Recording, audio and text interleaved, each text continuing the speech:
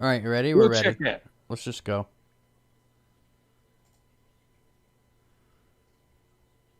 All right, greetings and welcome to Conflict Radio. We are live for our open lines night. We've got Jared with us tonight. Jared, how are you?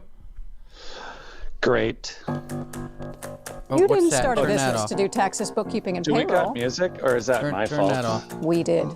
At Block I did. Advisors, we help small business owners so they can focus That's not me, on buddy. what they Oh, love. that's me. Oh, there we go. Yeah. That's awesome. I found it. Hey, this is There it is YouTube. again. Thanks for coming. And we are live, as you could tell. Let's give a shout out to Blue Chicken and Chuck Bam. Chuck, I hope you're good in the chat today. You weren't too well behaved last time. Magnus Zettervist, hello, how are you doing? Renee Cruz is in here again, and I think there was some up there, but I can't see it. There we go.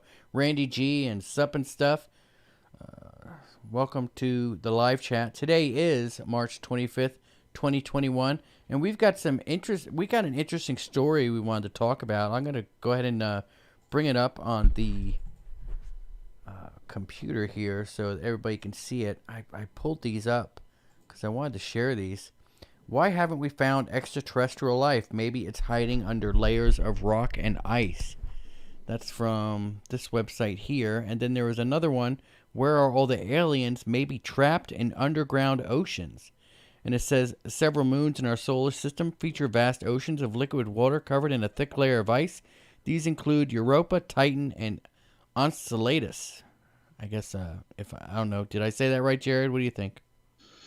I should stop saying hello to Rob, which I did not mean to spell with two O's, but hi, Rob. It's all blurry on the screen. I can't read it. Huh? Is it blurry for a reason, or is it just me? No, I don't know. Maybe it's lagging or something. But anyway, what do you think of that idea? Now, we should talk about this. Like, I suppose that there could be an advanced civilization literally trapped under the ice of one of these faraway moons. And maybe they've been living down there, growing their food and whatnot for generation after generation after generation. And they're just hoping maybe one day we'll come off Earth and go over there and drill a hole and rescue them. What do you think about that idea? I think it would make for a really great book. It would, wouldn't it? I mean, so they've evolved enough to not sort out that they could go above the ice. I can hear their expert scientists right now talking about how there's no atmosphere above the ice. Okay. That would be Well, I could see that happening. yeah. So they're like, well, we can't go out there. So let's just stay where we are, hidden away under the ice here, and maybe one day our moon or planet or whatever they think they are on warms up again and the ice melts and they'll be free. I mean, it's not impossible to think, really. No, I mean, I loved the Jules Verne's movies, the original ones, and I mean, as a kid, it's just the idea of going into, there are massive underground areas that are definitely hollow, but the Earth is not hollow. And as a whole, this just came up. I think I mentioned it once. I got to hear Eric Von Daniken be the last person asked on a panel that the last contact in the desert that was at Joshua Tree at the meditation center before they moved it to Indian Wells Resort in Palm Springs. But I remember they said, okay. So, of course, George Norrie's the moderator for the board. They go down the line and they ask everyone, Earth hollow, not hollow. And, of course, they said, we want to reserve this last Eric Von Daniken. What do you think? And he's like, rubbish. It's complete rubbish. And are there points under the Earth that are hollow? Yes. Is it hollow? No. It was great. It's on film, too. I'm sure you can grab the footage of it. But I agree. It's just not. I think the physics of the planet and how it moves and stays in orbit, and the way we manage, even if this was a giant Death Star biologically made machine, something happens with electricity and the way the center of the planet works. Again, it's all theoretical, but it's just, I don't think we'd sustain any type of an orbit without a core of some kind. I don't, but. Well, let me ask you a question, Jared. I mean, us here as as humans, we obviously have deep underground bases where we can go to if there's a catastrophic event. Let's just say, for instance, something happened and we had say a base in Nevada, Area 51 that went, 10 miles down, and we had a whole community go down there, where we could grow food and everything else. Do we have the technology? Like, say there was something on Earth where the entire Earth froze, it just became like a snowball in space. Do we have the technology to be able to survive for hundreds of years under the ice? I think that's what happened. I mean, we have to look at artificial lighting, artificial grow lights, so those would apply. I mean, we think, it's one of the ways I wanted to try to deal with the reptilian question of like, okay, yeah, there's a separate race of reptilians, something, and okay, well, cold-blooded, they live close to the Earth's core, so they stay warm, cold-blooded, and then they're reptilian, they don't need a lot of sun, and then I'm like, okay, hold on, high technology, anything that can mutate or turn anything biologically into anything, likely have the technology to create artificial UV lighting, which you would need for plants anyway. So that was where I stopped as a rabbit hole just on that. And so I do think it's possible that underground, I mean, we already know of food stores and large cavernous areas that were cut. If you, consider that not only could we go underground, and the cities like in Turkey that are underground that lock with large rolling vaulted doors from the interior, not from the exterior, I think it's pretty easily possible that either for small multi-week, multi-month events, I think even people who aren't even adapted could live in those environments without sunlight to a point. But I do think eventually, from a food production standpoint, and then from some sort of UV, like vitamin D deficiencies, stuff like that, I do think there would have to be some artificial source for that, and I don't think that would be impossible. I have a direct count of an underground facility that it's basically not, it's not really active, but it's very large, and it's fluorescent lighting mostly. So the question is, so just think one-story warehouse, like Home Depot size and bigger, and it's just lots of fluorescent lighting, but that's not going to cut it if you're going to live underground for 50 or 20 or a year or a couple. I think you really need to have some real. Well, I'm talking about hundreds of years. Yeah, once you see, that's what I'm saying, is that anything past a few weeks or months max, I think would have already had the foresight and forethought to include artificial lighting that would manage it. Okay, so I mean, we can do that then. Yeah. I there's no reason, based on the rock cut ruins, like including it's so interesting how things get cyclical, but Buzz Aldrin joined Eric von Daniken down in Bolivia, and there's footage of that everybody can look at. And there's all these mysterious, super large and smaller rock cut tunnels and cave systems, and they're all over Europe, they're all over Turkey, they're all over South America, they're in Central America, and we've definitely found things here in the United States that indicate a great antiquity, pre 10,000 years of occupation, not just for nomadic, or that we're not talking like cave systems that somebody found and they put some food in. We're talking rock cut underground, like Petra, that they're cut right into mountains, rock cut ruins like in Sardinia. There's a whole culture of, when I say rock cut ruins, I'm not saying that somebody just carved out with a seashell some soft sandstone and made a cave to live in. That's not it. We're talking about complex megalithic like rock cut underground structures, and that's what we're seeing. And they are written off on Sardinia, Malta, Turkey, all over. They're just labeled as, well, that was Greek, or that was Etruscan, or that was just something that was done for local farmer food storage. And that's not what it is. These ancient ruins. They're in Italy, mainland Italy, and they're all over. And it's one of the things I'm focusing on in my next book, because rock cut ruins represent another kind of thorn in history's side, because there's no writing associated with them. They're already underneath or near other societies, so they just kind of shushed them off because there's no gold, there's no nothing significant of value. So remember, if you can't put it on a Victorian mantle and make some money on it, or show it off to people with a little statue, or throw something big in your garden, our early arts antiquities is what archaeology was. It was just go grab old stuff that looks cool. That's not archaeology. That's not documenting or figuring stuff out. That's just, it's a snatch. It's just a thrift store of antiquities, and that's how our history was treated. Then they start caring, which is great, but now they have a narrative, and well, what are you going to do with all these rock cut ruins that are very large, massive? There are multiple. Okay, so everybody think Indiana Jones and the one with Sean Connery, and they're on their horses and they're in front of the bank-looking building in Petra. Petra's over 12 miles long.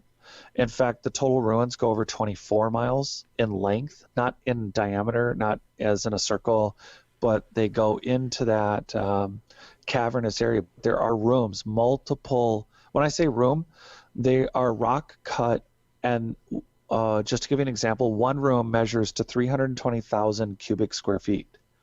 That's a lot of material. 320,000 cubic square feet. That's one room. And there are many, many, many rooms that are those sizes. So the question is, they look like 6-story warehouses. They look like they could have had multiple floors. And for how long? And what were the doors like? And what's left of the rest of the ruins? We have rock-cut ruins where the sides and the antiquity of them are impossible to tell, where the mountains or the hills that they're carved into are so eroded that the only thing left is like the back end of the room. So how big was that space? Like Masada, that's another great one where everybody thinks of the movie and the event with the Roman army keeping Masada, the Jewish city, under siege, and then of course everyone kills themselves because they don't want to be Roman slaves again. But that whole mount is incredibly mysterious. They say it was built by King Herod. Well, but it wasn't under like 20 miles of ice one day, was it?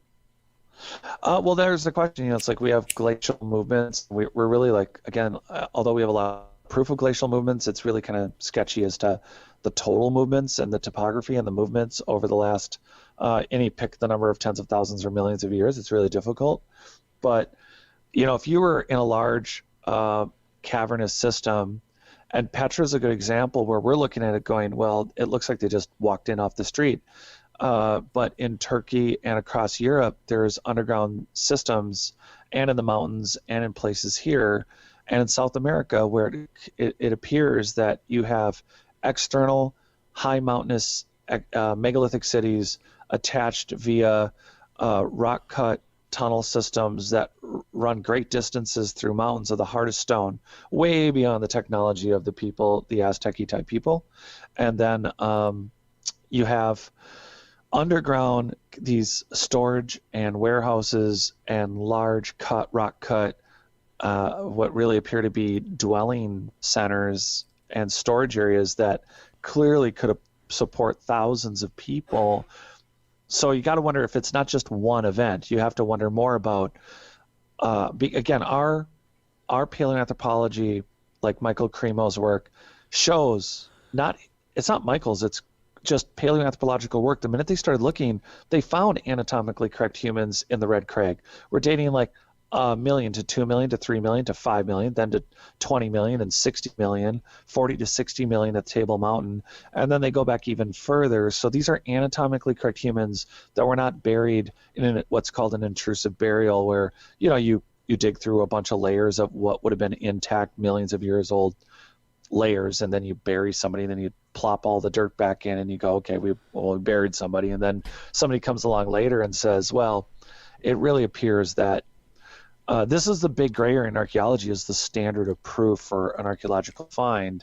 And so now what do you got? You got okay, humans that have been here for millions of years, really advanced megalithic structures. Well, what does that mean about the antiquity of disaster relief? If you've lived through the Younger Dryas, which is considered to be multiple events, so you got the Younger Dryas between 11 and 13,000 years, and not one event, multiple events over the course of maybe hundreds of days, hundreds of years, maybe 1,000. I mean, maybe it wasn't just one, but there's this period we're calling the Younger Dryas, but then we know something happened 55, 60,000 years ago. Brad Olson, who we just interviewed, talks about that volcanic event in the 75,000 year range ago. We have super volcanoes, massive meteoric impacts all over the Earth. So if you've been an anatomically correct human using megalithic cymatic polygonal construction, is it possible you've lived through a few disasters and thought, maybe we should have some rock cut, advanced underground systems, and should we expand as we increase world population? And I think that if we could do it, an advanced civilization obviously could, right? Say there's an advanced civilization, thousands of years ahead of us, living on Titan before it froze over. They could very easily still be alive under there. Do you think that if we had, as humans, do you think if humans had to live like for 2,000 years underground, under 50 feet of ice, 50 miles of ice all around the planet, that we would change physically? I do think that it would be cool.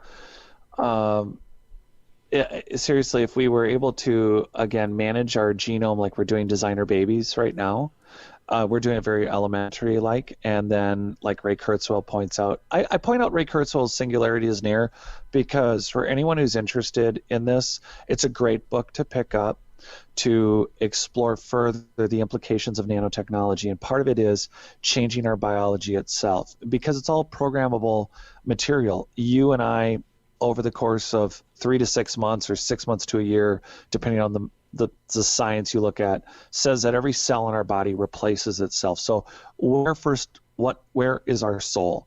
And Kurzweil's point in nanotechnology is that you could replace every cell in your body with a diamondoid crystalloid structure that could function as your mitochondrial DNA would, and you could program a body. So if you had to live in elements or an environment that was in a particular cold zone, again, using our primitive thought pattern, it's like, okay, well, there's no way we're going to terraform a planet and make it suit us for the way we are currently physically built. It seems to be logical that we're like, okay, well, we can't change planetary ecological systems to that extent. Well, what we can do is modify ourselves, and we'll program our genes, and we'll adapt to this climate, and we'll need less sunlight. And even the way we take in food, I mean, that's really just we have a very abstract, bizarre, drug-like connection with food. We don't have a system where food is a pleasure. It's holidays. What are you going to eat at Thanksgiving? What are you going to eat at Christmas? Do you like grandma's cookies? It's never about you and I are going to meet for coffee and we're going to go meet at, I'll just say Starbucks. I prefer Caribou around here, but let's just say you're going to meet at Starbucks. And right away as you walk in the door, when you order the coffee you think you want to taste, that coffee it's not even coffee. It's a measured beverage that you've been scanned, and it knows that you need so many electrolytes, so many vitamins, that you're in the middle of your day where you're about to go do this intensive workout thing. So the ramp up you need and the ongoing maintenance and repair you need for some cellular degeneration is a combination of these oils, this fatty acid, et cetera, and you eat like you take care of a Ferrari. You don't put oil in the gas tank and gas in the transmission fluid. You don't treat your car like that. You don't take it, once a week, once a month, run out and hit it with a hammer. You don't do that with a Ferrari, but you do with the human body. And that's our disconnect with food, is that we don't think it directly relates to our total well-being. We think that it's something that we can think about after the fact. And so if you're a species on a planet, adapting to the weather is one primitive way of like, we're cold, wear a jacket, kill animal, wear fur. That's a simple layer to this, right? But then what happens when you can do Wim Hof and you can adapt to the cold and you have brown fat energy that's develops to the point where you have all the energy you need all day and you don't even need to eat anything. And then is food taken externally? Is it grown through aeroponics? Are you eating things through your mouth, or Yeah. is it light breathology sort of those, I forgot what they're called, the ones that think they can breathe in nutrients, So that kind of deal. do you think we would change though physically, like from So spending 200 years yeah, underground? I mean, think about it. Like how if we have generation after generation eating food that's grown with artificial sunlight, say, I mean, would that have any impact on how we look, our skin tone, or skin color, or the way our skin is, or you know what I'm saying? What kind of evolutionary process do you think we'd go through if we all of a sudden were just living underground for hundreds of years? I think we would, the direct answer to that is to look at what's done. I keep saying we're in safe mode, 15, 20, we're like 10, 15% conscious. So look at us now. We can't sense each other's feelings. It's accidental and it's called paranormal, or it's called, we label it as some sort of woo-woo thing or a spiritual thing. The reality is that we have degraded so far down to very basic, like what do we think about eating, sleeping? Yet we have these examples in these megalithic ruins and engineered soil and large, like Nazca lines. I mean, it's clear that we were much more advanced, and the way we connected with one another, I think, was way more mental and telepathic. And look at us now. It's like, oh, I'm tired and, I can barely function. And then, we look at even the standards for Spartans, the standard for King Leonidas and what's been written about. And granted, taking all legends aside, I mean, it was said that he fought harder and as well or better than someone who was 20 years old, and he was in his 60s. And so who says you have to grow old? Who says you have to look a certain way or act a certain way or have the movement and functionality a certain way? We have very few people on the planet that you can check out on YouTube. There's some 90-year-old gymnasts and stuff, and there's nothing that says that we are not in a default mode now where this is what happens. It's like, imagine the catastrophes tomorrow. You and I have to run down into this underground system and we're safe. But now, in the course of a few weeks, we have to develop artificial lighting or keep the lighting we have running while we have to get the materials, we have to engineer, we have to, even if we had all of it, who's to say our bodies won't adapt? Yeah. Our eyes, our skin color, those are the basics. But then what happens to our brain entrainment, our sleep cycles? And how does that, I mean, do we ultimately come out 500? Well, it wouldn't be, but, in 500 years, do we slither? Who knows? All right, so let's give a shout out to Hugh Godarn is in the chat. Alien Girl, how you doing? I'm trying to work with her to maybe get her on the show here pretty soon. Barry's here, Lee Bodge. We've got quite a few people in here. Dr. Strangelove has joined us. Ronald, how you doing? Renee Cruz, and I think I've mentioned you already. And so we are going. It's funny. We do these open line shows, and we really count on you guys in the chat that ask us questions. I guess more than people call. I guess I'll throw the number up here. I've got to open up Skype first, and then I'll throw the number up so we can actually take the call.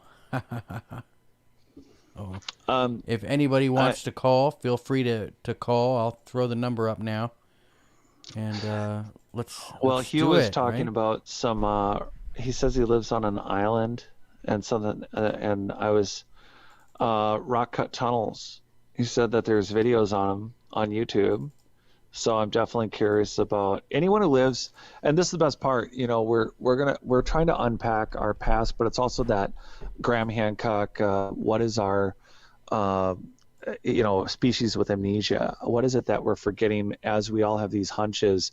It's cool to be 6 degrees of separation from pretty much everybody. So when you have something like this topic of rock cut ruins, which include tunnels and systems that may have been connected to other systems, when we interviewed Mohammed, for instance, when I asked him, what would you do if you had unlimited budget and what would you look at? I mean, he ultimately said, Jared, I'm curious about what you're talking about the foundational structure of the buildings. But the other thing he said was those miles and miles and miles of tunneling systems that are in Egypt, including the Great Labyrinth. And I think all of that was connected, and I highly doubt that any of it had to do with dynastic Egyptians.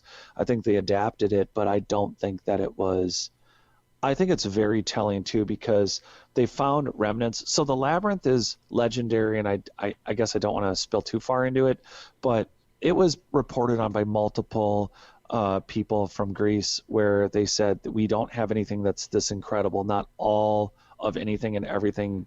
This is just incredible. This labyrinth, and that there's multiple levels, and there's some ground penetrating radar that has found where it's likely at. But what I find really fascinating about it is that even the dynastic Egyptians did not have enough people to maintain the structures that are all underground, let alone on the surface. What? So isn't that interesting? Yeah, I was reading a study. They said that it just came out not too long ago, where it proves that the pyramids were underwater for a period of time. Oh, yeah. So there's like all the salt, and you could chalk up some of it to like a closer maybe coastline, like maybe, but if you read, I keep trying to find like the initial, like Flinders Petrie's work I'm reading, and anyone who has been in the Great Pyramid or those pyramids, and they talk about the salt deposits. And then there's also the high water tables. There's been these water tables that have made it into the underground tunnel systems that ultimately then has left weird salt deposits. But then you got to wonder, if they were flooded, is that what accounts for the crazy amount of salt that was in some of the interior spaces that were clearly above water level by a lot? Yeah. Sorry, I'm typing here to Dr. Strangelove. Guys, let's try to keep the bad keywords out of the chat room, huh? We all know what the bad keywords are. Yeah. You can say George Orwell, dystopian sci-fi novel. I think you can say that. But science and facts you can't talk about. Wait, you can use science and you can use facts. All right. Let's get back on the subject. What do you think? You think the pyramids were underwater at one point? I don't know if they were fully underwater, but I absolutely believe that there wasn't just. Okay, so I do believe so for instance, the Great Pyramid, and all the stories about the measurements and everything, is that, okay, it's a scale, it's the exact center of the earth on the globe, that it is a scale, it's built with pi, it's within scale to the earth. And I think the reason the foundation is rock cut and set in like a plug, I do think that they were dealing with total global and solar and galactic harmonics. And I don't mean in a woo-woo way. I mean that the actual vibration of the planet, I believe that the technology was very much interconnected with engineered soil. And of course, thanks for North Africa being completely dusted at this point. So thank you. We need some nanoarchaeology like they're using off the coast of Doggerland of Europe. They're actually sorting out from the sediment the plant life that would have been around when Doggerland was above sea level. And folks, that's in seawater, and we're talking sediments, just like the sand in Egypt. So we are not far away from being able to determine, like, well, this was an engineered soil, and we can tell down to a nano level, like, what was there. But if you build megalithically, it's not just that you're using these buildings. So I wanted to reference the technology. We're talking piezoelectric, fertilized filtering, carbon dioxide filtering, highly nutritious soil that is connected to all the buildings. Not to mention there can be not just growing soil, but other kinds of engineered soil. And then you have these large megalithic buildings because I think they knew, because they had lived through multiple catastrophes, that whether it was mega flooding, mega solar flares, also terrifying scalar weapons, because these people were really advanced and they didn't all get along, I think it's perfectly likely that they built what they built as big as they did because they fully expected, if not some, all, or a little bit of their lives to go underwater or go way above it. We have Lake Titicaca, almost 13,000 feet above sea level, and it has seahorses, which, mind you, I guess if you're a highly advanced society and you want to have a saltwater pool, you could do it. But then you have the Eye of Africa, which we've talked about as the super solid possible location of Atlantis. That's a bad word. We're not going to talk about that. But the Eye of Africa, the recut structure, is the only problem with it. It has all the right measurements. It has all the mountains, and everything's in the correct location. It has sea for what they have excavated. There are elements that show that it was definitely at sea level, and it was definitely has the concentric rings, but it was 7,800 feet above sea level now. And then we have that city off the coast of Cuba that's 2,300 feet deep. Well, at some point, 2,300 feet deep was up. That 7,800 feet must have been down. The Lake Titicaca was either not at 12,600 plus feet and was lower and was underwater and then was raised up, or they pumped a lot of seawater to make that into a saltwater lake. Barry says only up to 30 feet, but that's a lot of water, man. That's a crap load of water, so it's not like, and again, the evaporation is the issue because they have, like at the some of those boxes, the investigations that even from what we talked about with Muhammad, there are many, many instances of salt water, the evaporation, you can see it, the white.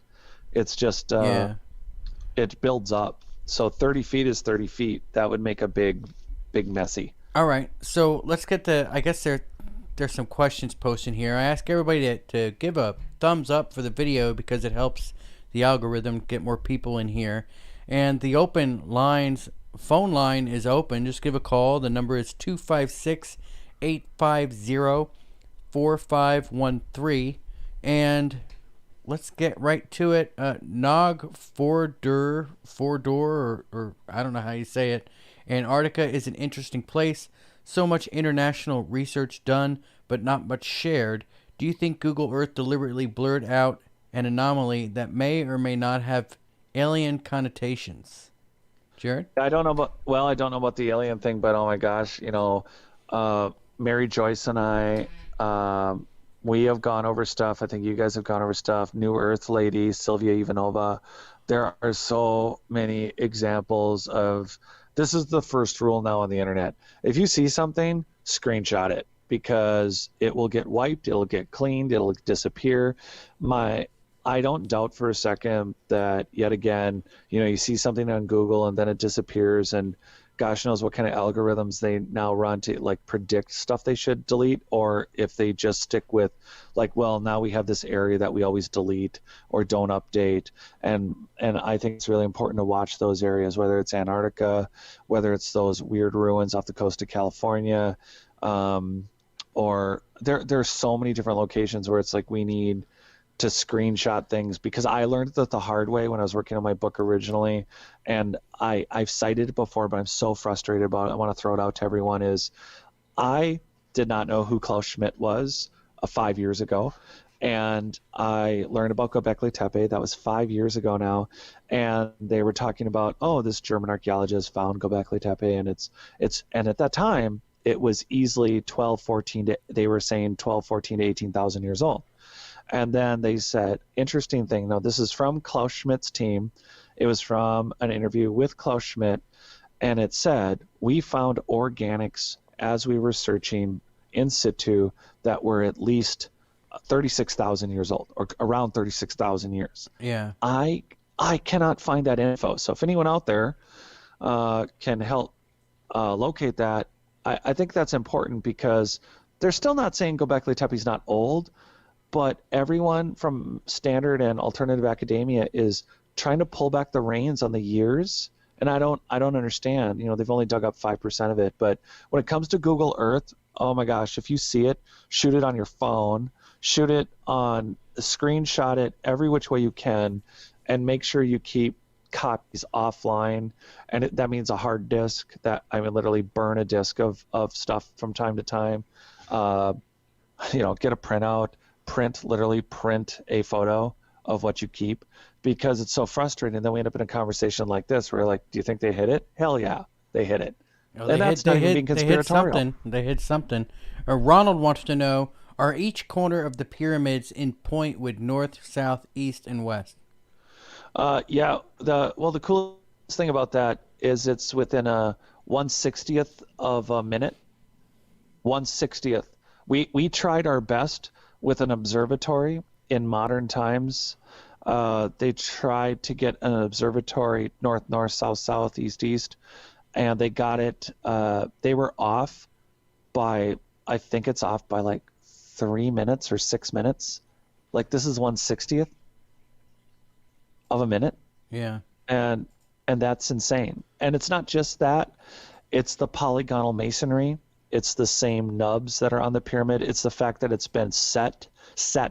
The thing about the foundation, we don't know what's under the pyramid, but we know that it was cut into the rock formation that it's in, and it's set in like a plug. We know very little. Again, every time, and this is ties back to a question. I think Blue Chicken. I think it was Blue Chicken. Yeah. So the question was about scalar weapons, something that everybody has to get their eyes off of, which is loincloth slaves and or people building really complex constructions beyond their technology base and then finishing it with lean-to woods. And so what we have is, and when I grew up, I'm stuck with this image growing up with natural history museums, with everyone banging rocks around a fire with a woolly mammoth suit. And then what we miss is that there's always been, alongside advanced peoples, there's always been tribal people. And then with these advanced peoples, I can tell you, being in the construction business for as long as I have, that from Machu Picchu to the Great Pyramid, if you can work with that kind of stone, the hardest stones, the basalts, the diorites, any of the granites, any of the quartzites, and the scale, like some of the temple. I had no idea until I went over this with archaeologist Jennifer Deo, and I went over some of her pictures from Egypt. We have those in the member area on Not Aliens, and what I did not realize was Muhammad Ibrahim is standing in front of the top of the very famous temple where you see the helicopter and the things that appear to not be like generational from Egypt. It appears like, wow, that's highly advanced stuff, and it's inside this temple. What they never point out is the ceiling itself, which, from what I can tell from the photograph, is over 50 by 30 feet, and it's about 4 or 5 feet thick. It's a single piece of stone. So you're saying that the corners go exactly north, south, east, west, the corners of the pyramid? Well, except for the fact that we have a wobble. The earth is off. It's not where it was originally. So it would go off with pole shifts, right? Yeah, and we've had pole shifts, and the planet's been godsmacked by who knows how many meteors, but when it comes to finished material and all these objects, remember metal, wood, any other material sciences, anything that would have been a surface or a finishing top, it's gone. We're not talking they built really, really advanced giant megalithic buildings and then finished it with just plaster. We do have covering materials. There are very small fragments left of the very, very top pieces of the pyramid, which in archaeologist Jennifer Deo's mind, when we talked about it, she believes that it looks very machined in the sense that it is a perfect width and cut. And we're talking about what would have been what we think is like that white covering stone that was really the finish.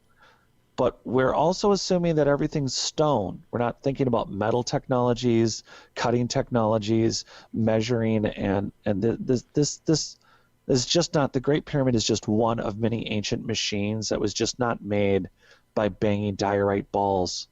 Just wasn't. It wasn't. Barry says you can pretty much find whale bones on mountains anywhere on the earth. Right? Yeah, that's totally true. That's a huge point. That's like the Recot structure, the Eye of Africa. I wasn't trying to drill into it, but they talked about elephants being there. They talked about that it was at the sea level, and yet all of these bones are found at these locations.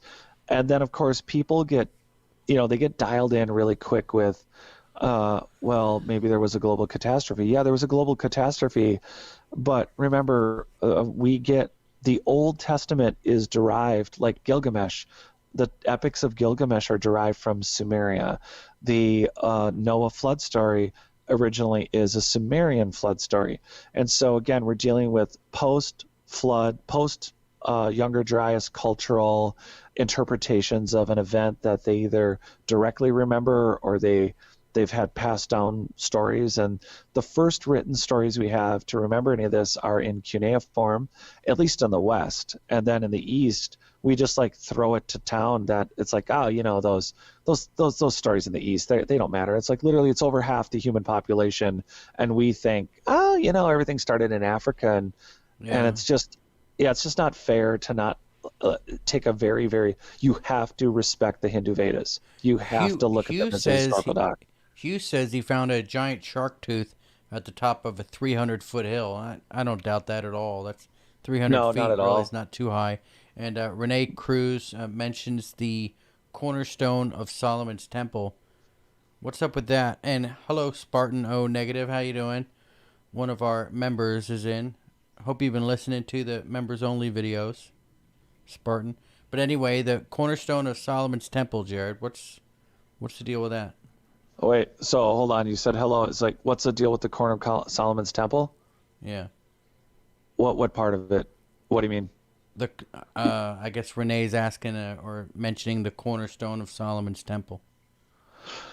Well, I don't know if he's referring to like when they went to go do road work and they found out that the temple is at least 40 to 60 feet deeper than they thought, and it has the identical megalithic stones that are in Baalbek. It's so clear that Herod and Solomon totally were building on more ancient megalithic structures and rebuilding. So even, in fact, the University of Eau Claire, I point out in my book, It's Not Aliens, they one of those stones, and again, they have the same weird square, various leveled checkered square cutouts. These large megalithic blocks, one of them measured to 897 tons, they estimate. Jeez. And yeah, and they're all in a row, and you can see pictures. Actually, you should pull that up. The megalithic blocks of the temple, they should pull up fairly easily. I don't think I can throw it up. You have to throw it up, right? Yeah, I gotta do it. But it's super fascinating because, again, once you get below the surface, you have an entire different construction method, but it's identical to Baalbek in a nutshell. Would you want me to look up? Method. Oh yeah, look up.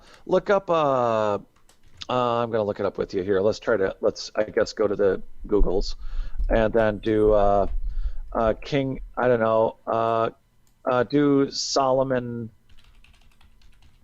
megalithic base.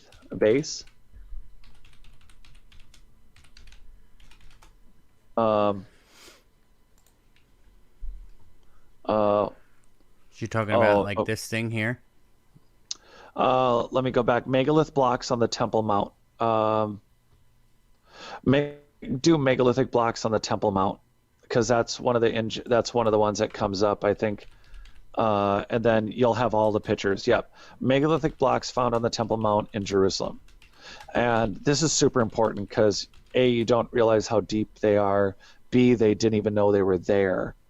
And it's super important to look at the complexity of these blocks. I think this is a worthy stop for us. It's a good point. So that's not I hate that. That block is in the Baalbek Quarry, the block on your right for everyone looking.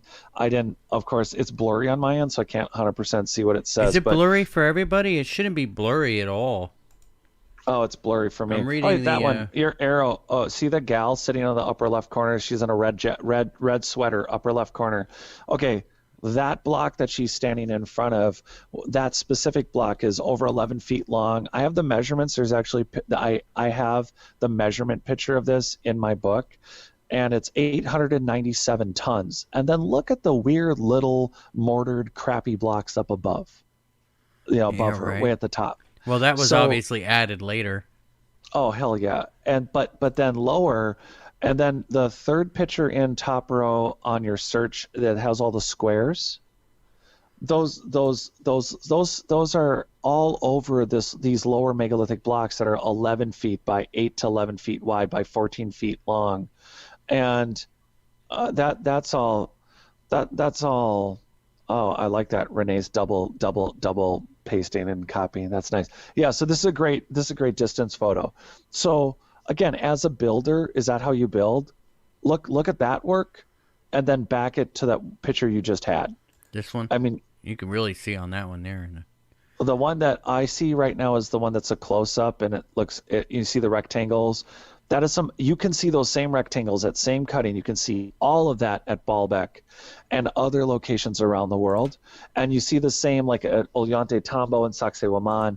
These, the faces of the block are very familiar in megalith. But there, look above. No one builds like that. I can tell you from 20 years of remodeling historical work, which is a joke because mine, like the oldest house I worked on was just a few months ago. It was 1869. But Barry thinks it looks good, so I guess it's just me. I don't know why it doesn't focus in. Maybe I gotta go full screen or something. It's just blurry, man. I can't. I mean, I get the gist of it. Yeah, but I don't know. It doesn't look blurry. Not okay. Good. As long as everyone else can see it, I know what you're looking at because I've been fascinated by this, and this is definitely a heart of It's Not Aliens Worse It's Us. Discovering a Lost History is exactly that. The block. This is a good example. This block though is in Baalbek and it's in the quarry. It's it's on private property. 2, it's a single cut on every single side stone, and it is called. They call it the block of the pregnant mother or something. That's the dumbest thing in the world because they mystify it. It's a construction block for the Baalbek site, which from where it is now is going to be almost a 3-mile hike to get what you're looking at. There are pictures of that block with 144 people standing on it. You should pick one from a different angle. It literally looks small. I know it looks huge, but it looks even bigger. If you can see that picture of all 144 people on that stone, you're really good. Okay, there's a couple. It's still not really from that angle. It's not giving you the scale. These stones, some that are close to it, it's estimated to be between 11 and 1,300 tons. But there's a picture of 144 people on top of it. So that one, if you maybe start with the one you're about to click on, maybe it'll do it. But if you scroll, like on the right, scroll down, it's on the right. Right on the right. Nope, stop. On the right. Nope, yeah, go back up. I'm like way ahead of you from what you're watching, apparently. There you go. That's 144 people. You're watching a delay, yeah. Oh, sorry, folks. That's all right. But you have to. So now, before you move off of this, for everyone to look at this, this is again on a private site. We would never be able to go here and look at this if it was by the government or by the archaeo priests of the university system. This is a private site, and this is part of the quarry. And if you look behind that block, there's a post. It's a very well, you're scrolling, but I can't. But behind the people, there's a megalithic, a broken, what looks like a tower. And there are very strange things at this site that look very, very advanced in their construction and polishing and cutting. And then we have 3 cranes on Earth that we know of that can lift this block straight up and straight down. That's it. And that's all they can do. And what's important about this then is if you look at the black and white, to the left of the screen on your main search, there's a black and white photo of a stone that's in situ in the Baalbek, in the wall at Baalbek. It again, and it starts to have some of the square cut holes, but it's on the left, and you can see what it looks like in place in the temple. And then what you have is the temple itself. Oh, by the way, something that never gets pointed out, guys, about this site is that we're at the quarry looking at all these people, but then at Baalbek itself are not the Roman and the readapted and rebuilt pillars, but if you showed the picture of the actual temple where these giant megalithic blocks are installed, the one thing that you're going to find, I think these would hold up in a flood, by the way, is that the other thing that's really fascinating is that the temple pillars, some of them are 60 feet tall. They are single pieces of stone. So not only are these insane and gorgeous, but the original, there was over 200 found in our time that are original. But the Baalbek Temple has what's left now. I don't know how many are left standing, Wow, but look they at are that. single. They're digging them Yeah, out now. Have you seen the ones where they're dug out? yeah. I had heard that they found a bigger one, but as you look at the pillars, the last page, I know I'm on a delay, so I'll just say that what's important is that when you look at the ones that are still in the construction, on your left, there's a black and white of the corner of the building, of the Baalbek building, where some of these large blocks on the right, where you're showing the main picture for everyone, that's where they were cutting them and working them to finish. And then again, it's in dirt. That's all. That looks like rock that they're standing on. That's hardened dirt. That was not hard. That, and then at the site itself, I love that side photo with the three guys standing. You can see the block, and there's the temple, the pillars, and so again, do you see? There are three of them in a row, and they're and the squares. It's very subtle in this photo that you have up, but you can start to see the remnants of those same of the temple pictures that we started with. You can start to see not nubs, but those same kind of squares, those same kind of raised squares that were below ground that were found at the Temple Mount. And now, again, it never gets a light shined on it, but the pillars themselves are huge, and they are, again, they're 60, 45, 50, 60 feet, and they are single pieces, they're single columns, and they're perfectly measurable to dimensions, as if they were put on a lathe and spun. And that in itself is insane and incredible. This isn't floating water blocks. This isn't. I also don't really, guys. I don't really think it's. I mean, anti-gravity, sweet, awesome idea. I just don't think that we are working on the same scale as, and again, almost as fascinating is the things standing in the background of that photo that you just pulled up. It's the other remnants of what's clearly larger technology. And so one of the things that I want to one of the things I want to point out, and Renee's bringing it up, and this is one of the reasons I wrote It's Not Aliens, Worse, It's Us, Discovering Our Lost History, is that for all those who are interested in quantum mechanics, or quantum physics, or spintronics, or quantum computing, you'll be familiar with the idea of the 100th monkey theory. It was thought that the only way that we could have all built pyramids everywhere on Earth is because everyone simultaneously thought of it. And so, no joke, one of the first theories that came out was the 100th monkey. How is it that monkeys in Madagascar knew how to use sticks as tools to catch ants, and they never interacted with the monkeys on mainstream Africa or mainland Africa?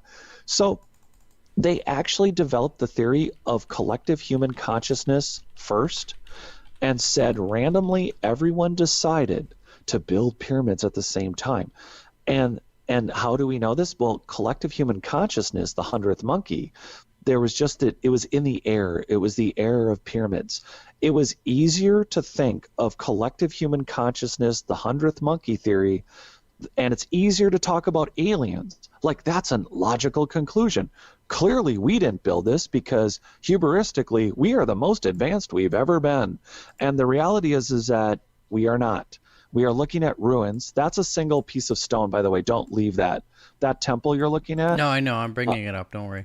Yeah. So what's really important is that humans can do what we're seeing. Humans did do what we were seeing. It is an insane jump to assume that it is extraterrestrial, or that it's 100th monkey, that it's just collective human consciousness going, I don't know why, Bill, but I'm going to stop skinning this animal and I'm going to build a pyramid. And the same guy said that on another continent. That's an insane thing. Why? Because we have physical evidence of the identical building processes on every continent.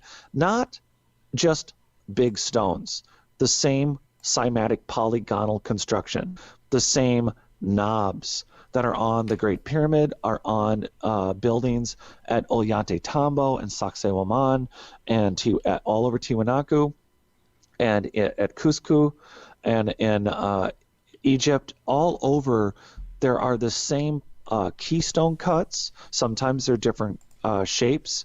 I talk about that in the book. So we don't just have similar buildings. We have a similar construction method showing a worldwide culture. And also remember, the oceans have risen, and Doggerland is underwater, yet even 6,000 and 4,000 years ago, Doggerland was above water. So we have millions of square miles that are no longer above water. So we are not looking and telling ourselves the story of humanity, because what we know of our people are that we built epically. We clearly had more genetic abilities like synesthesia. We had abilities like Wim Hof has rediscovered. We're clearly not as conscious as we were. We clearly were higher functioning. And we don't give ourselves credit. We think that it was some alien that did it. You know, the reality is that the kind of technology and the ancillary measurements, tools, companies, building sites, not just for building the buildings. And again, we don't have any finished material. What we have are the very echoing, readapted, repaired, multiple timed over, abandoned, discovered, rebuilt, forgotten, lost, found, rebuilt, repaired. We have a lot of things that have been adapted, but the truth is that humans did do this work, and it's a worldwide culture that we have no record of. And yet their buildings persist, engineered soil persists, and now here we are, and we shrug our shoulders and we jump to interdimensional space traveling aliens rather than, oh my God, I'm going to be sick, because it looks like we had a worldwide global advanced society that couldn't withstand. It's terrifying. Think about it. We got so advanced that we could do these rock cut things. And again, we're missing the wires, the technologies, the other materials, wood, metals, plastics, they're all gone. So now what we have are mystified, deified, religious, ritualistic remnants of a society that we have no now conscious memory of for the most part. We have the Hindu Vedas. They talk for millions of years of human history. We have paleoanthropological records of people being here millions of years. And then we have these insane things that we shrug our shoulders and these out of place, out of time artifacts and go, nah, it must have been aliens. They must have helped us because we couldn't have done it. I mean, you can't rule that out. Let me ask you a question. Why don't you tell everybody what we're looking at here? Yeah, so this is a temple, and this is what here's the thing. Well, okay, it's a temple now. However, what's really insane is that this is a single piece of stone. This is not multiple blocks. I'm not saying they didn't repair it. I'm not looking too close here. Wasn't this carved from the top down? Yes. With hammer and chisels? Yeah. Yep. That's how they say, right? Yeah, no, it's a single piece. It's a single, and there's not just one. There are many. Well, yeah, but with hammers and chisels, really? Yeah, and there's the other thing. They did it in a time period where they had copper and basically tin. Well, they said it was done 1,200 years ago. 1,200 isn't that long, is it? No. I mean, that's I just crazy. No, there's just no way, because you look at it and it's not just that, it's the aqueducts. It's so weird. Your page reloaded and now you're not blurry anymore. So weird. Oh, there you go. You just I need can to now refresh. see what you guys are seeing.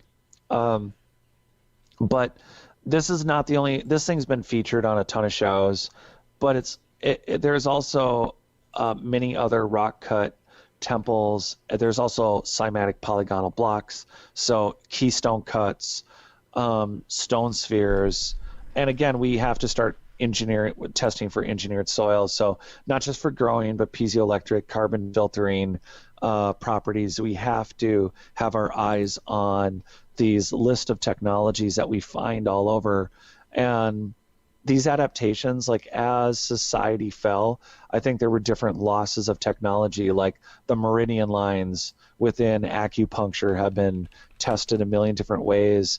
And when they ultimately injected at the meridian points radioactive fluid to test to see is there actually a mysterious vascular system in acupuncture, and it turned out after Korean researchers did the work that yes, there is, and it looks like it's a system that was there before the organs developed. So everything that's known of Chinese medicine about acupuncture not only turns out to be super badass true, because everyone already uses it or has had success with it, has found that it's great, but that it appears to be from a science that understood the higher functions of the body, including the chakras, here we are in India, and the chakras are more like think of it more like a voltage amplifier, like a adapter, sort of like the big block that's on your power cord.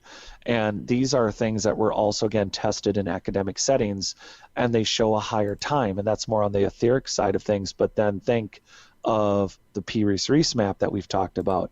Here's a map that shows accurate Mercator projections, which is, how do you have a map in 1516 that not only shows the coast of Antarctica, but it also shows the accurate projections for longitude and latitude? And it's only a section of the map, so everyone geeks out over the part where, hey, when you dig into it, there's more here than just that it shows the no kilometer of ice on Antarctica, right? Man, this place is awesome. Just so everybody, I don't mean to interrupt you. Yeah. I just want everybody to know that what we're looking at here is the inside of this temple, and it's really mind-blowing. Fantastic. It's and this is the And thing is that it's all one rock. yeah, it's Just insane. incredible.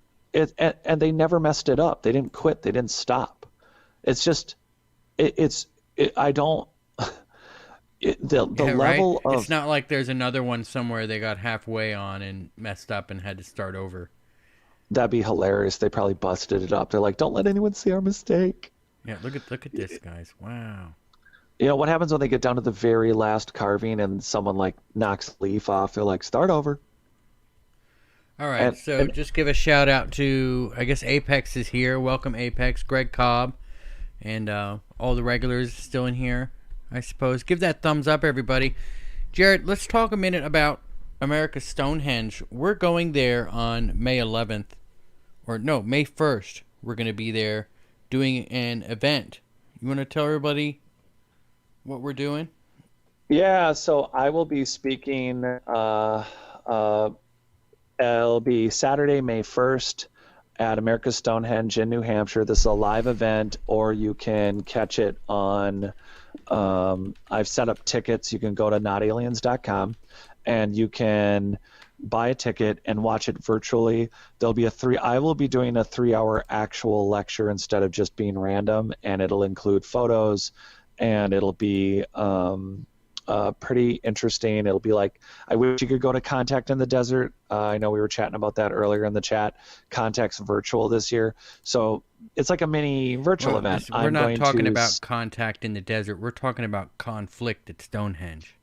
Yeah, we are. We're talking about conflict at Stonehenge on May 1st. I have tickets for sale at notaliens.com, and what I'll be doing is speaking in the morning about 10 a.m. For 3 hours. There'll be a meet and greet if you want to buy a book, have me sign it, and or just hang out. We will then be going as a group to America's Stonehenge afterwards, or depending on the size of the group, Dennis has space to accommodate us. It is a 110-acre site. The main site that's been on America's Unearthed and has been featured on a lot of different shows has been an archaeological working site for over 70 years. I'm planning some archaeological work there with archaeologist Jennifer Deo. Her and I are working with the owner, Dennis, and the plan is to, of course, have you guys certainly participate if you want to do it virtually. I'll be recording. I'll be recording during the walkthrough. So from a virtual standpoint, you could join and get the lecture, and then later there'll be follow-up. You guys will get notice and access to the site visit. But we're there specifically because there's a full moon event, and Michael and I were invited out by Dennis Stone. And yes, America's Stonehenge is owned by Dennis Stone. That there is no irony in that at all. And this is a third, now almost fourth generation family-owned site. It's so interesting, the megalithic pieces and the block pieces. Wait, aren't we bringing shovels and we're gonna dig stuff up? Shh. Oh wait, sorry. Yeah. Yeah. So the what we're gonna do is, seriously, we're planning. There have been many archaeological sites. Different within 110 acres. It's not per se one archaeological site, so there are many different things there that you can do to do research. And over the years, I'm currently reviewing a 67-68 dig, and it was for a particular drain field. There's actually draining installed from the mound that's there. It's not a mound, it's a burial mound. It's a hill, Mystery Hill, and it has draining that was installed. And this site has been used over the years, but this is not work that was done by the contemporary colonial people. This is not who did this work. And so I'm reviewing some archaeological dig work, and then we're planning a dig, and Dennis and his crew have been clearing a tremendous amount of trees that were scrub trees, and everyone's been walking by about 70, I don't know, for 70 years they've been walking by some serpentine shaped walls. There has been a contemporary serpentine culture that has, you could argue, goes all the way to Scotland, Ireland, and mainland Europe, and like Serpent's Mound in Ohio. But there are serpentine walls on this site that no one noticed for 70 years. And Dennis and I were talking about it just a few weeks ago, and he's like, I can't believe it. We cleared trees, and we've been walking by this and had no idea it was a serpentine wall. And it's because it got overgrown. And so there are 800 sites from New Hampshire to Canada that are similar in style. These are not done, again, by temporary colonialists or modern periods. There was a campfire tested at Mystery Hill here at America's Stonehenge. That campfire dated to over 8,000 years. And then, of course, you have these strange megalithic blocks.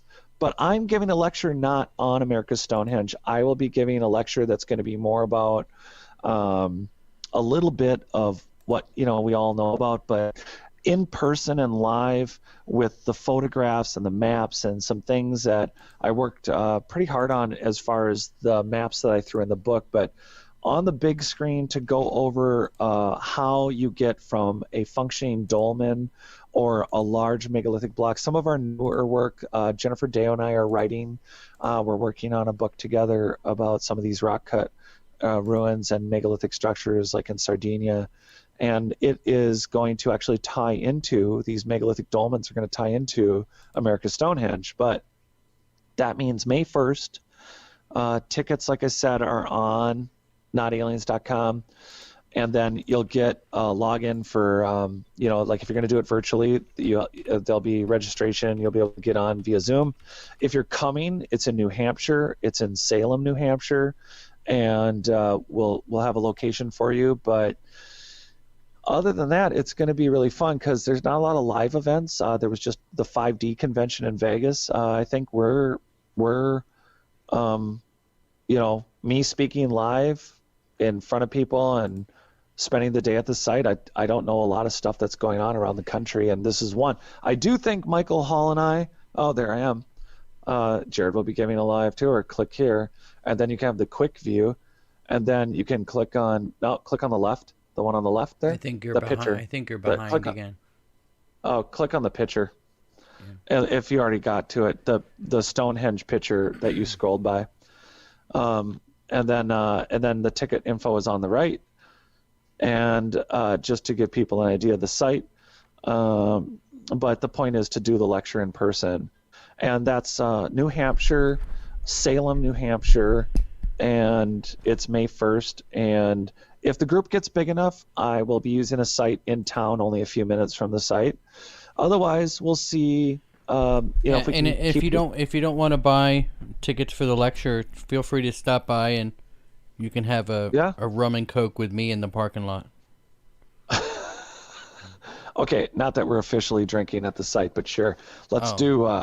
Wow. Well, you can always come in the afternoon. You don't have to come to the lecture. You could always, you could still Zoom it, or you could end up, walking the site with us because once he's had the rum and cokes, it'll be fun to walk the site. Yeah. See what Michael has to say. There you go. Michael with no filter, unhinged. Yeah, I've been, right. I don't have to worry about getting banned if you're talking to me in person. And what can you tell us about these Batu caves in India, Jared? I'm looking at pictures here, and this is fascinating. Man, India's got some really cool stuff, don't they? Yeah, that's why every time we interview Michael Cremo, he won't stop talking about all the sites in India because they're so underreported. Praveen, I follow this guy who's Indian, and I am going to pull him up because I think everybody should check him out. He has like 1 million subscribers, but he goes all over India and he looks at, I mean, he's quite, he has his own theories, but the sites that he goes to in India every darn week are pretty darn, like you can't not look at it and go, what the hell? And it ties some of the stuff. It's so undescribable. Praveen Mohan, 1 million subscribers. Praveen Mohan, PRAVEENMOHN. I suppose I could, but he does nothing but point out some really crazy. Here's the thing: functioning carved megalithic like bells that are carved into walls. They didn't secretly set them in or glue them in or epoxy them in. They were built, they were carved in place. And I'm like, how the hell was that done? How is that possible? Where are those bells? There's different sites. They're at different temples. They go and they spin. There's also weird locks on oh, that's okay, Microsoft, shut up. I was just copying and pasting for everyone. I'm going to throw it in here in the chat. But the bells, there are these prayer tubes, and they're carved, and you spin them, but they're in a stone wall, and they were not. It's just really here. This is, I just Google. I think this is his site. Everyone, I think, did that show up, or do I have to do something for that to show up for the YouTube channel? No, I got it. Okay, all right. Yeah, so this guy has raw footage after raw footage after raw footage. And it's all, so no matter what, Praveen's particular opinions are of any of it, some of it is really old, some of it is contemporary. And it's just crazy when you look at it seems like some of the stuff that was predating dynastic Egyptians, the large megalithic blocks and the fundamentals lasted through, well, Tanis was obliterated, or at least quarried, obliterated and quarried. Tanis was the capital of Egypt, and it appears to see some vitrification, like it was some catastrophic event, but there's a good chance it could have been quarried off too. But India seems to have survived in more detail these temples that aren't contemporary, to that maybe date back to the Harappan or older. These seem to be pre-dynastic peoples, and they kind of hit younger Dryash, maybe older. So especially they also have large megalithic blocks. There are really, really big ancient stacked megalithic blocks that they were not natural. They're not erosions. They're definitely signs of the same megalithic work in India. Like one of the first things that fascinated me in the world was when Graham Hancock did that episode with the BBC when he dived off of the coast of India, where that entire city is said to be, and where, again, in legends, okay, there was a city and then it flooded, and then everybody moved to the coast, and there's still pottery wood that's been drudged out that also floats up on shore that date to, I think some of the numbers are 7,000 years old, according to carbon dating. And at the same time, this city never gets any airtime because, again, there's not supposed to be cities 1,000, hundreds of miles, or in an area that, when I remember with the show, they said, it would have been at the end of the last ice age. It would have been over 30,000 years ago that this would have been above water. Well, surprise, surprise, that matches the city off the coast of Cuba, which couldn't have been above water at least 50,000 years ago. We're definitely talking about an advanced human population. And it's so hard for people to get off the extraterrestrial horse and look at the science, the math, the measurements, the constructions, and say, yeah, we were capable of doing this. But it also comes with an admission that despite all that advancement, we actually did end up in a catastrophe, and we did survive it, and that means we could get hit again, and there's nothing we could do about it. I think you that's see the these fear. rock carvings in China here, the Dazu rock carvings. Let Wow. me let's see here. Go back. It's Okay. a little delayed. Yeah, I was on yeah, there are some rock carvings. There's an actual full Praveen has a video, and there's no way we could find it quickly, but Praveen does a video of an entire rock cut uh, carriage. I'm talking the wheels are rock cut, they spin, they move, and the carriage, it's like the size of the Cinderella carriage from Disney, and this carriage is all stone. It's a single piece of stone, and it's a carriage with stone wheels. It's another one of these crazy things in India. And then one of the things that I barely touch on in the book is ancient megalithic mining. If you're cutting, we're looking at open pit quarrying where, we're thinking of Baalbek, like those pictures we saw earlier. Yeah, there's an open section of stone here. They build a 11, 1200, 1600 ton block, and then they go move it. Well, what are they doing with rock cut underground? Some of the ancient megalithic mining in China, if you look that up, you're going to see some crazy ancient megalithic mining that shows the same cuttings that are in you're going to see cuttings that are in Wow. Greece, Sardinia, Malta. You'll see what were credited to being Roman and Greek mines. You'll see machine cutting that looks very similar all the way to China. And then you have the contemporary. I think all the dynastic peoples, they found things and then they copied it.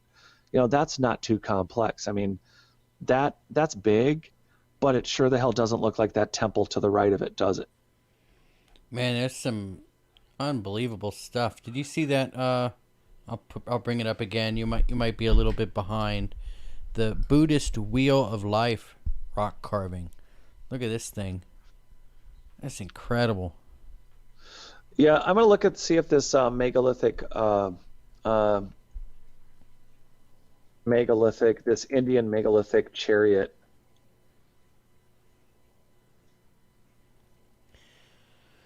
All right, You got it. so let's give a Uh, shout out to Barry and Hugh and Apex, and I guess Lee Palace has joined us. What's the most logical first human building? Pyramid or box shaped house with a flat top?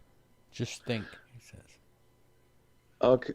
Uh, Also true. So here, do this. I have a picture up for you. I'll just send the Just tell search. me what to search. Uh, okay, it's Vittala,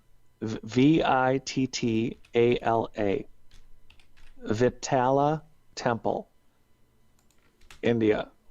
It's in Hampi. Um, Oh, this chariot? so yeah, so it actually has moving wheels and what appears to be a braking system. And based on stories, it was left there, but that it did at one point move. That's awesome.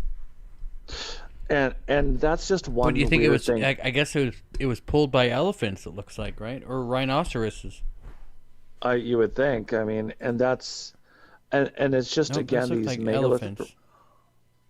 What was that? So I actually, well, I guess we give elephant rides here, right? Don't we do that? When you go to the circus, you can pay $20 and ride on an elephant. Why Yeah, why why not? couldn't why couldn't they hook them up and pull a stone chariot? Yeah. Oh, that's Um, incredible. yeah. And these are the things that there's some odd things that we think, okay, well, the culture around it looks very contemporary.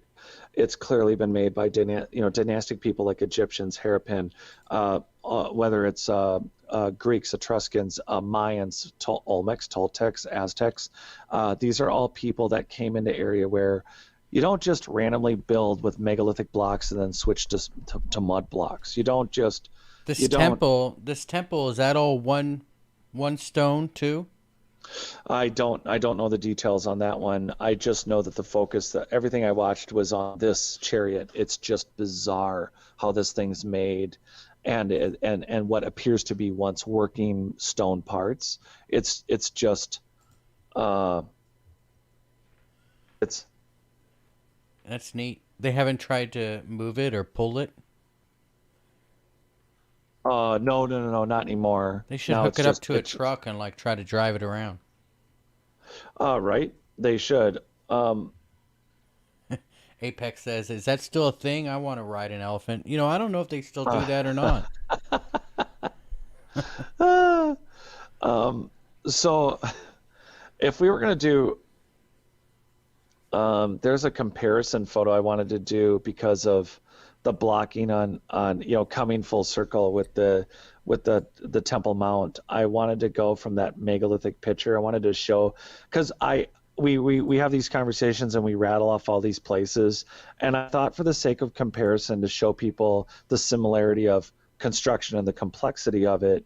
And again, we know that this stuff was adapted for later use, because you don't go from these large, smooth, perfect blocks to stacking the rest of it with river rock. That's just no one builds like that. Do you think like the really good rock carvers got more money? You would think, but we're still arguing about Dr. Joseph David Ovitz, the father of geopolymers. They released a paper. The Geopolymer Institute released a paper discussing geopolymers and their use in Tiwanaku.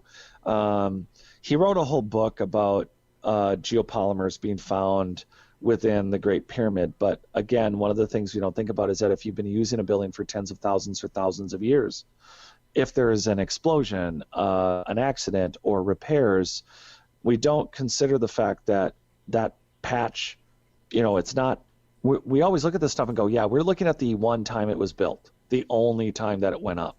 Yeah. And that's not the case. It was occupied for, most of these dynastic cases, it was occupied for hundreds of years, and now they repair things, they morph it, it's just not, you don't even have to be a real huge building expert to look at the complex block with the rubble building, and the keystone cuts. Again, keystone cuts are horizontal, they get replaced and they're set sideways, and it's like, okay, but that's not how that would have been. It wouldn't have been sideways. It would have been another direction.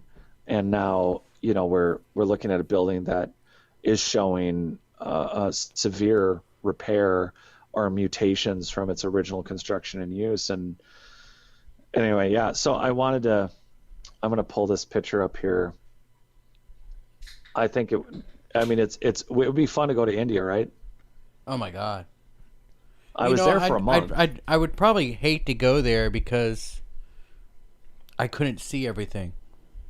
That's the hardest part. I was there for a month. And I guess we got somebody calling in here. Conflict Radio, how you doing? Hello. Hello, who's this? Hey, this is Apex. Hey, Apex, how's it going, Nice. man? How's it going? Pretty good, man. Glad to get you to call in. Jared, Right. Jared, Apex called up. yeah, I just said hi, or maybe you couldn't hear me. Did I cut out? I heard you. What's up, brother? Hey. So the internet can be reals. So you want to ride an elephant, huh? I would love to ride an elephant. Yeah. See, I thought they took that away when they took away the lions and stuff. Well, they might have. I don't know. I'm old school, I suppose. I'm old school too, bro. It's all good. Hey, it's the memories of the '90s child, right? Yeah, that's the truth. I just wanted to get your thoughts on Göbekli Tepe. Oh, yeah, that site bugs me so much.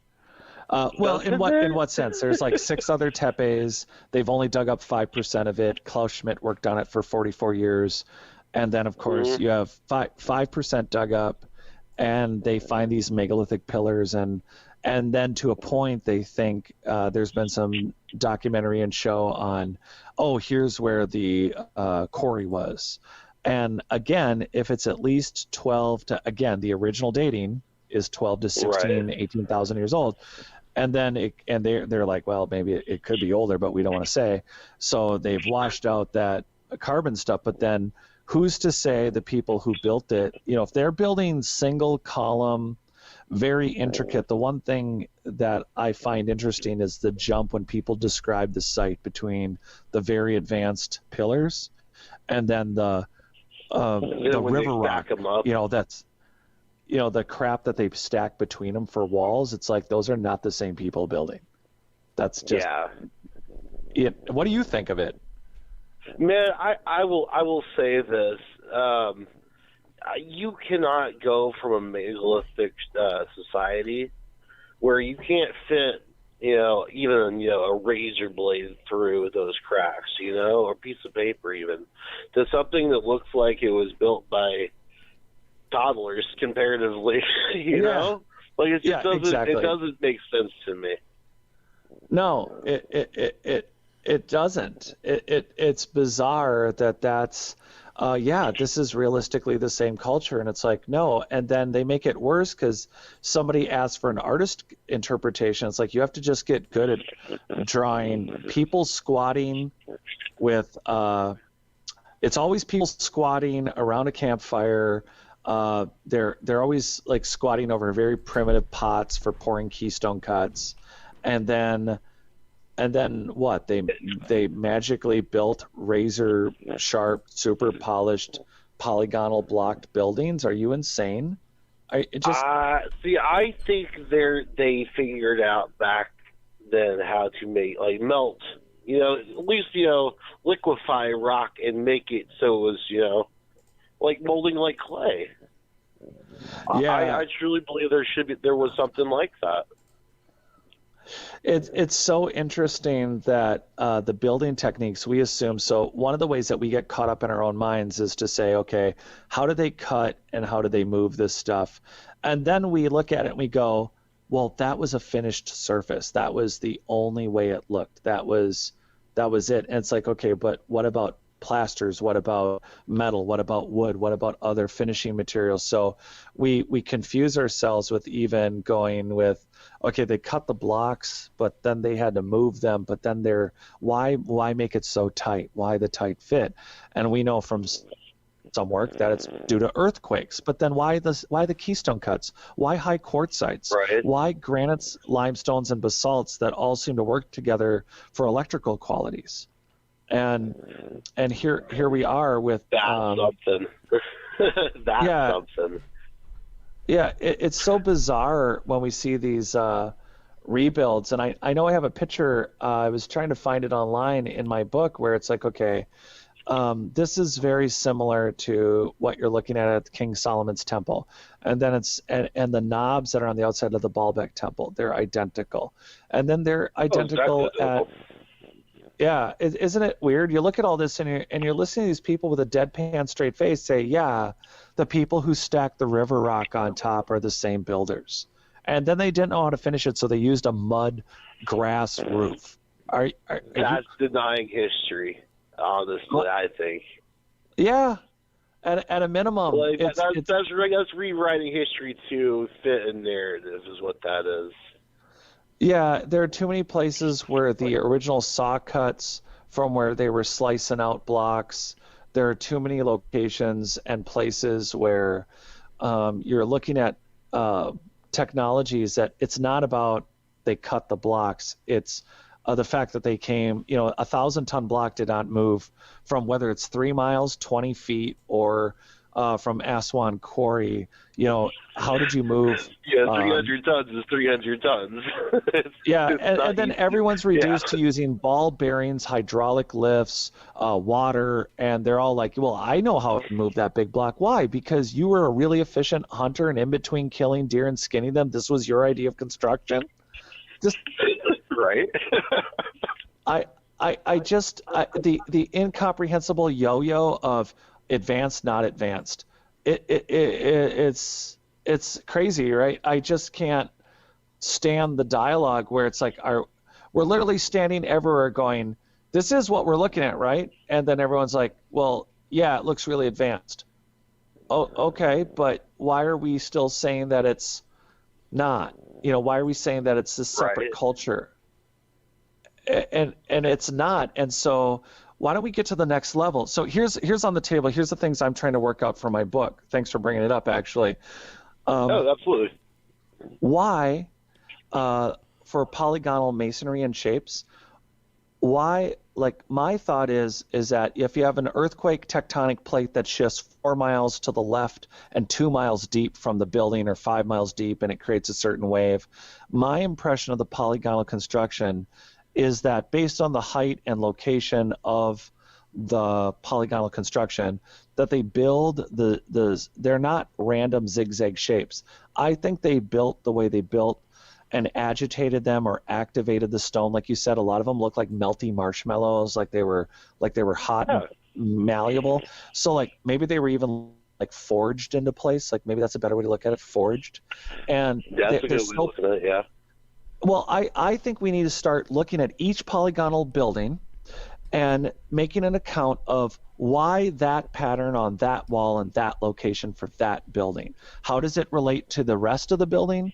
How does it relate to the potential that there were multiple stories, that the stone is where the stone stopped? Just like we have buildings going up all over the Twin Cities right now. It's all multifamily.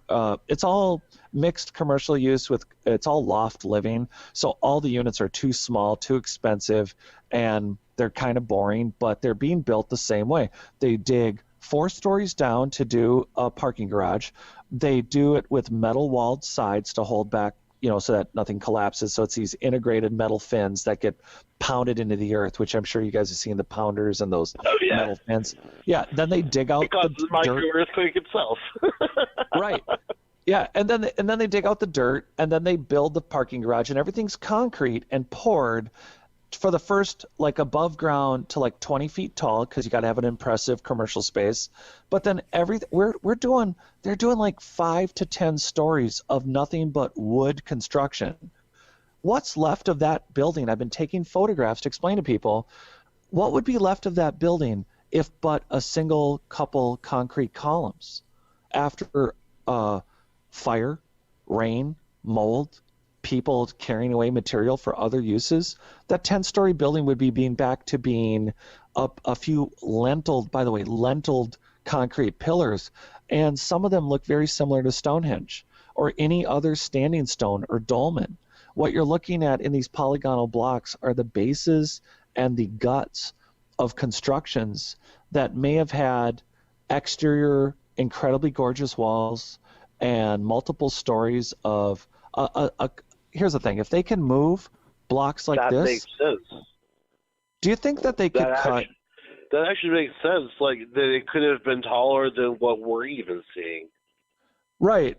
We're not looking at a place. Yeah. Okay. There's ones where the Aztecs, like the Machu Picchu, you can see where they got the idea to build basically an A-framed roof.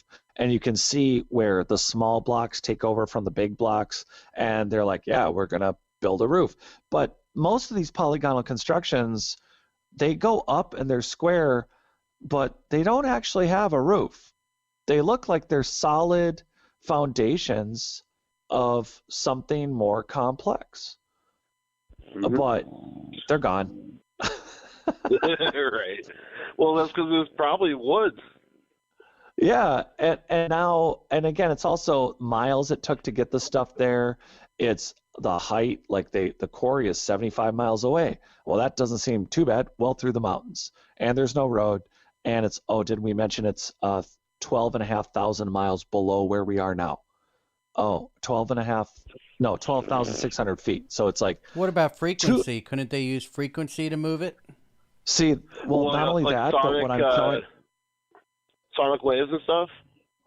Yeah, well, so once we work out how they move it, I think we could reverse engineer that by looking, if we would start looking, instead of like, okay, the table is, it's the polygonal cutting is measured to not only a frequency of the area for the earthquake, but I think that if we start measuring the blocks themselves and reconstructing what's left of the original constructions, we're going to understand more about the frequencies and waves that went into their placement. And I think if we understand the frequencies and waves that go into the placement, which I do think have to do with piezoelectric properties of ancient engineered soil, and I don't mean just for growing, folks. I don't mean like black soil. I mean like sand, nano metamaterials, for construction. How is it that this building, these keystone cuts, is connected to the earth itself? So we also needed to determine what are the precompactions and the foundational structures. How complicated are the foundations of these buildings that, even if you're going to say, well, they're only 6,000 years old. Okay, why are they still level? Except for the ones that have been falling apart because of earthquakes. Why are they still level? And we don't understand that. We don't literally understand the technology of the foundations themselves. And in looking at these polygonal constructions, we are going to be able to tell a lot more if we would just admit that these are complex constructions. We need material sciences to analyze, are they geopolymers, are they not? Are they natural stone? Where are the keystone cuts? Can we see? Can we see where one section of a building, is it in the rubble of the building that they restacked from the primitive wall behind it? Did the upper part of this obliterated block end up as the foundation of some more primitive construction? We could do a lot better for ourselves if we start taking samples of soil and saying, is this engineered? Is this natural? And Right. I think we could. Yeah, I think we could figure out a lot more if we would start with these facts, and that's my struggle. That's Mein Kampf for my second book. Right. Has anyone done a magnetic study of the grounds around the site? Yeah, Because now you're talking about these different basalt and all these others. They everything has a magnetic property. Yep, and so do the blocks. The blocks have a very interesting same deal. The blocks themselves have megalithic. It's almost like enough. Was it that there was current going through them? Yusuf Awan in Egypt does a great documentary, it's a documentary that's put on by Ben from Uncharted X, and he has a video of Yusuf Awan showing him a mini little, looks like one of those little voltage towers in modern times, but he modeled it. Did you see this? I think I've seen bits and pieces of this documentary, and that, yes, I think you might be onto something with that one. The basalt, he takes basalt, limestone, and diorite, or granite, and they build one of those little, it's always 3 types of stone, and they zap like so many tens of thousands of volts through it, and it becomes a current, it's managing current. And you got to wonder if part of the polygonal walls and these keystone cuts that are between these buildings, I gotta wonder if it simply has to do with that connection, that piezoelectric, that these are low current going through the buildings themselves. So, well, Jared, I'm gonna jump off here. I'm sure there's other callers coming in. Sorry, no, keep up the good work, brother. All right, Michael, thanks. I'll talk to you later. Apex, you take it easy, man. Thanks for giving a holler. Yep, we need a peace, picture guys. of you on an elephant. Yeah. Yes, on an elephant. All right. Jared, we're about out of time. Yeah, we crushed it again. Huh? Yeah, we crushed it again. Crushed what? What did we crush? 2 hours. Yeah. Yeah, it doesn't Just like that. It doesn't take long, does it? Actually, yeah. Yeah. So what do you think? You think we're gonna get anybody to meet us up at Stonehenge? Yeah, I think everyone's sell any bored of being tickets? home. You sell any tickets yet? No, but I literally posted it 29 hours ago. Oh, okay. Well, guys, go down there and buy a ticket, I guess. And and if it gets really busy, I think you committed to doing some balloon animals. And we could fill them with different vape flavors. No. I that might even be illegal. That's illegal in some states, I'm sure. Didn't they make flavors illegal in some places? Did they? Yeah, I think so. Yeah, there's the whole thing. Like they shut down a lot of vape stores got shut down because of that. Oh, that's So Lee Palace odd. asked a question. He says, "How deep in Earth have we come? 12,000 the Russians- kilometers." How far have we dug? The Russians hold that record. They got a core sample down. We came close, or was it the English? It was actually the Russians that did it, and there's a plug in it. You can still use it for research if you were able to set the equipment. Deepest, I'm going to look that up quick because I can't remember. Deepest drilled hole on Earth. It was the Kola Super Deep Borehole, and they managed to go 40,230 feet deep. Yeah, didn't Art Bell play a video of him pushing a tape recorder down there, and we got the sounds of hell? Do you ever hear that?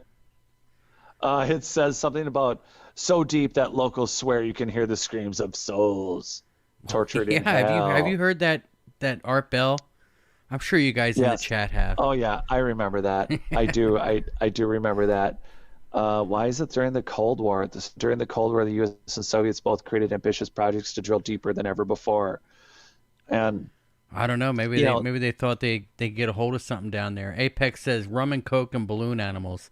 So yeah, I guess if you show up at America's Stonehenge and you bring a rum and coke, I'll make you a balloon animal. But bring the balloon animal balloons, because I won't have any handy. I do think that we should work out an in-person. No one else other than the 5D. I think we should work out a convention in Florida that Conflict hosts. We get people down there. We do. I love Michael Hall's paranormal science award. Like, we can have a dress-up award ceremony and do a convention that I think everybody deserves to actually show up at. But I'm not opposed. I mean, I'm planning archaeological work that will be ongoing at America's Stonehenge. And Dennis, I love the fact that Dennis Stone lets people see the work that's going on. They don't just rope it off and it's a mystery. They actually let people up to at least the edge of where the work's going on. And that's just a really neat thing. So that'll be fun. But it's a new season. It's spring. We're not going there to see any actual archaeological work. We're going there to see the crazy alignments of the site.